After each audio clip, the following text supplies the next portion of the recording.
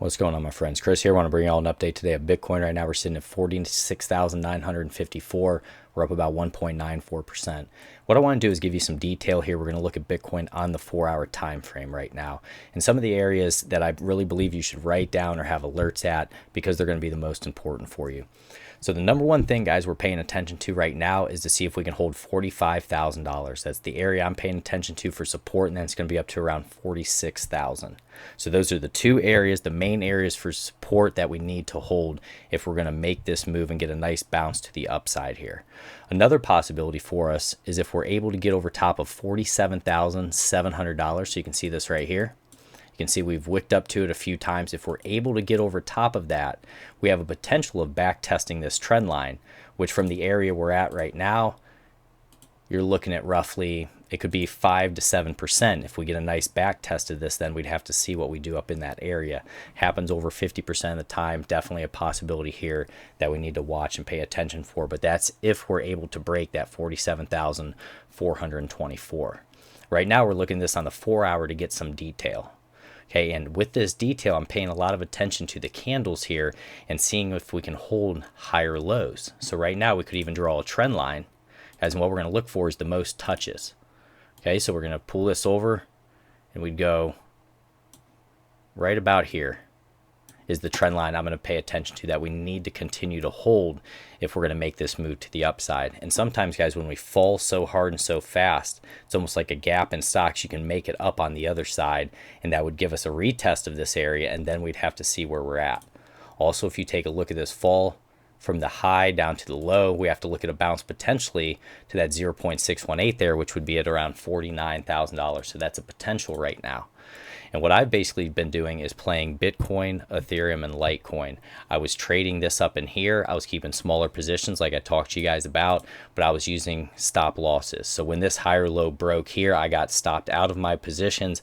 We had this dumped, and I was looking at areas down here to potentially ride this bounce back to the upside. But I'm also using stop losses, and I'm being safe right now. Excuse me, because this could always just break here. This trend line could break, guys, and we could roll over and we could have a retest of $42,000, which is always a possibility. And if we take a look at the 4-hour time frame here, we're going to look at our 50 and our 200.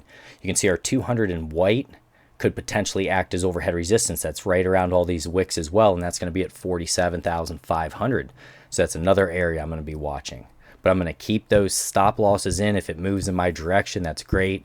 We'll continue to make some profit there. But if it rolls over on me, I'm not going to have another, potentially, guys. If we rolled over and retested down there, it could be another 9% to the downside. Excuse me. So with 9% to the downside, guys, that's something that when I'm a trader, risk management is my number one priority. To preserve my capital so that I have ammunition to be able to make trades. That's the number one thing. Making profits is secondary at this point, is what I'm looking to do. So I'm going to keep those stop losses in. I'm going to be safe on this right now, and I'm going to continue to let price action just do its work. I'm going to be patient, and I'm trading all these right now on the 4-hour time frame. So my entries were on the 4-hour time frame, and my exit is most likely going to be on the 4-hour time frame as well. So if we get into a few things here, so this is on the 4-hour, I want you to pay attention to this. So we're going to take a look at our Vu Manchu VMC Cipher B. And what I wanted to point out here is you can see this green dot that we had, and this is on the 4-hour time frame. The money flow was in the green, or is still in the green right now. Let me pull this up, guys, so I can show you price action with it. All right, so right now we have money flow in the green. We had our green dot down here, and this was just to kind of give you a heads up there that we may be moving to the upside a little bit, and that was around 46,417 right there. And so far we've just been moving to the upside a little bit. Relative strength is going to be at 41.66 right now, and that's going to be on the 4-hour time frame. Now if we take a look at the 1 day, if we bounce out, take a look at this. So on the 1 day time frame, what we're trying to do right now is stay up above this 200 moving average. That's going to be at 45,966, so a crucial area for us. Then you can see this 50 down here as well, and that's going to be at 44,701. Relative strength is going to be at 48 right now, so really running neutral right along this 200 EMA here. So we need to keep this moving to the upside, guys. We need buying pressure to come in. Right now our volume is at 8.41K, and the average volume is 13.5K Bitcoin traded. So we're going to watch that throughout the day as well. If we take a look at this, guys, we had our red dot with confirmation up here, and this was a bearish engulfing candle. So we cannot negate the fact that we saw a bearish engulfing candle form, a really large one at that. So that's what's making me use those stop losses, still being cautious, guys, and not going all into things. I think it's really important that you have great risk management in this space. That's what's going to help you the most.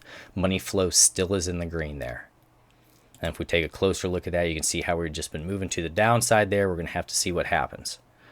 But we did start to lose some of that momentum. If we get into the technicals, on the 1 day time frame, we have a 9 sell, 9 neutral, 8 buy, oscillators 1 sell, 8 neutral, 2 buy, moving averages 8 sell, 1 neutral, and a 6 buy. So guys, I would really watch these areas.